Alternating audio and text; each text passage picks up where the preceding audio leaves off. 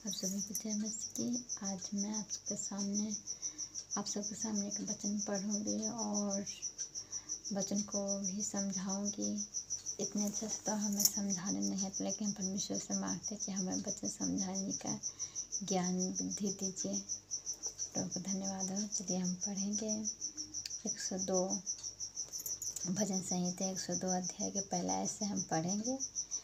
हे यहोवा मेरी प्रार्थना सुन, हे यहोवा मेरी प्रार्थना सुन। परमेश्वर से कहें मेरी प्रार्थना जो हम लोग प्रार्थना करते हैं, यहोवा मेरी प्रार्थना सुन, मेरी दुहाई तुझ तक पहुँचे, मेरी दुहाई तुझ तक पहुँचे। मेरे संकट के दिन अपना मुख मुझसे न छिपा। मेरे संकट यानी मेरे दुख तकलीफ आप उससे मुँह न छिपाए, मेरी प्रार्थनाओं को सुने छिपाए। अपना कान मेरी ओर लगा, अपनी कान है जो कि मेरी बातों को, मेरी दुहाई को सुनिए प्रभु।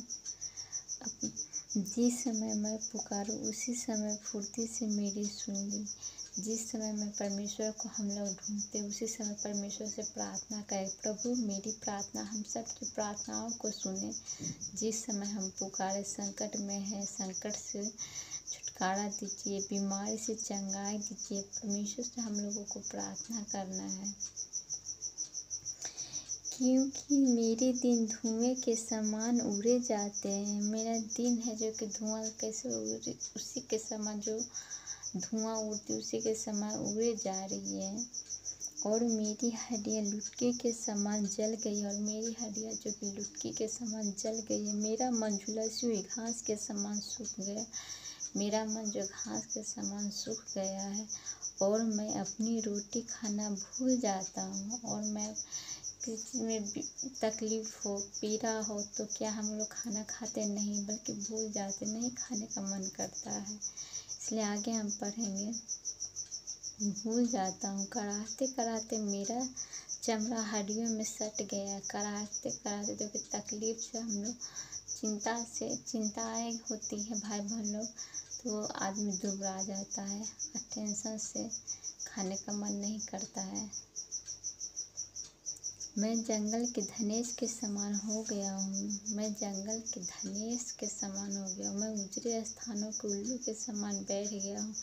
मैं पड़ा पड़ा जागता रहता हूँ, गौरैये के समान हो गया हूँ। मैं पड़ा पड़ा जागता रहता हूँ और गौरैये के समान हो गया हूँ। जो छत के ऊपर अकेला बैठता है, जो छत के ऊपर अकेला गौरैया बैठता है, उसके समान हो गया। कोई मेरे साथ नहीं है, मैं सिर्फ अकेला हो चुका हूँ। मेरे शत्रु लगातार मेरी नामधराई करते हैं, जो मेरे विरोध की धुन में बावले हो रहे हैं, जो कि मेरे विरोध की धुन में बावले हो रहे हैं। वे मेरा नाम लेकर शपथ खाते हैं, वे मेरा नाम लेकर कसम शपथ खाते हैं, क्योंकि मैंने रोटी के समान राख खाई और आंसू मिला करके पानी पीता हूँ। यह तेरे क्रोध और कोप के कारण हुए। परमेश्वर के क्रोध, परमेश्वर के वचन में परमेश्वर क्रोध विलम्ब से करते हैं। इसलिए हम लोगों को वचन में रहना है। परमेश्वर की हर क्या इच्छाएं हम लोगों को सुनना है, प्रभु से प्रार्थना करना है। आगे हम पढ़ेंगे। यह तेरे क्रोध और कोप के कारण हुआ है, क्योंकि तूने मुझे उठाया फिर फेंक दिया, क्योंकि तूने मुझे उठाया फिर फेंक दिया है। मेरी आयु ढलती हुई छाया के समान है, और मैं आप की घास के समान सूख चला हूँ, और मैं आप की घास के समान सूख चला हूँ। मेरी आयु परंतु हे यहोवा तू सदैव विराजमान रहेगा। परंतु हे यहोवा तू हमेशा हमेशा सृष्टिकर, हमेशा परमेश्वर ही रहेंगे, क्योंकि आप हम लोगों के पिता हैं।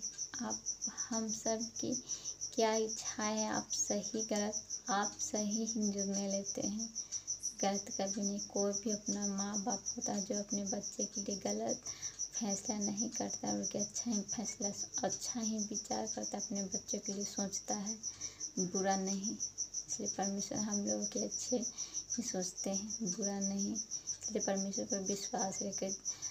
देर हो रही है पर परमेश्वर हम लोगों को अच्छा ही देंगे। और जिस नाम से तेरा स्मरण होता वो पीढ़ी से पीढ़ी तक बना रहेगा। जिस नाम से तेरा स्मरण पीढ़ी से पीढ़ी, हाँ, जिस नाम से हम लोग परमेश्वर को जानते, तो पीढ़ी से पीढ़ी तक बना रहेगा। क्योंकि तेरे दास उसके पत्थरों को चाहते हैं और उसकी धूल पर तरस खाते हैं। इसीलिए जाति जाति यहोवा के नाम का भय मना। इसलिए परमेश्वर का नाम का भय, जो कि हम लोग हमेशा डर भय में रहते हैं और आगे भी रहेंगे डर भय में परमेश्वर के।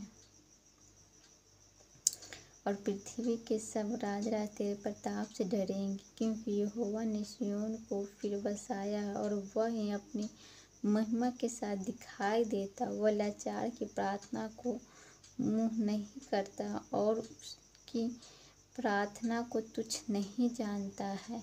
यह बात आने वाली पीढ़ी के लिए लिखी जाएगी, यह आने वाली पीढ़ी के लिए लिखी जाएगी। और एक जाति जो सिरजी जाएगी वही याह की स्तुति करेगी। एक जाति जो सिरजी जाएगी वही याह की स्तुति करेगी, क्योंकि यहोवा ने अपने ऊंचे और पवित्र स्थान से दृष्टि करके स्वर्ग से पृथ्वी की ओर देखा है, ताकि बंदियों को कराहना सुने और घात होने वाले के बंधन खोले, और सिय्योन में यहोवा के नाम का वर्णन किया जाए और यरूशलेम में उसकी स्तुति की जाए। यह उस समय होगा जब देश देश और राज के लोग यहोवा की उपासना करें। परमेश्वर की हम लोग उपासना करेंगे, परमेश्वर की आराधना प्रार्थना करेंगे, तभी सब कुछ हो सकता है।